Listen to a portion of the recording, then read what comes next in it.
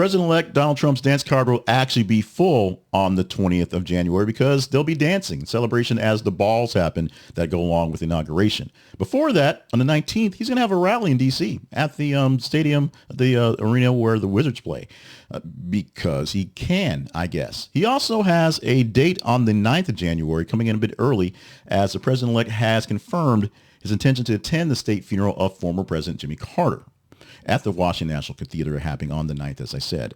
The announcement comes despite the history of mutual criticism between the two. They just plain didn't like each other.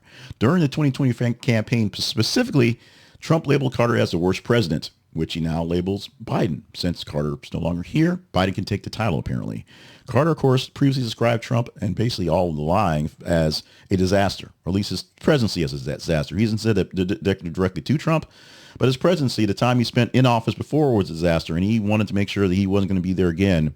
Didn't happen, so we'll see what happens forward in the 20th of January. Following Carter's passing at the age of 100 on December 29th, 2024, Trump did offer his condolences, acknowledging that Carter's dedication to improving the lives of Americans was great.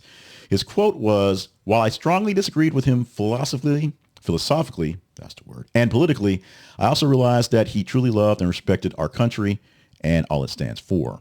Of course, the state funeral is part of a series of memorial events honoring Carter's legacy, with services planned in both Georgia and D.C., beginning on the 4th, tomorrow, and going through January the 9th. Tomorrow, he will lie in state in Georgia, and then he'll come in after a few days to Washington, D.C. to lie in state as well.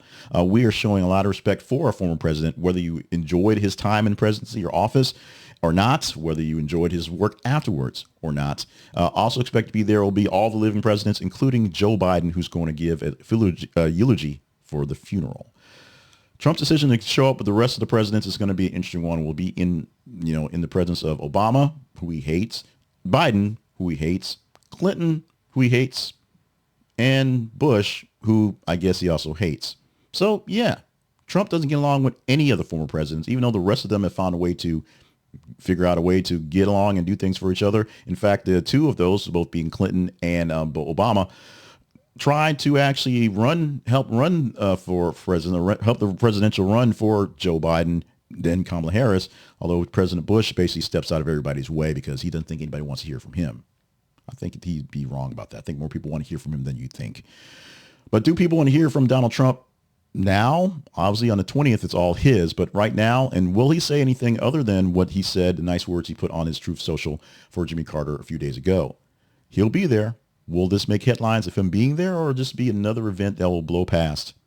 Assuming that Donald Trump's involved, this will be a headline with him being there because he makes headlines for being there. What do you think? Am I making too much of this? Am I making not enough of this? Let me know in the comments.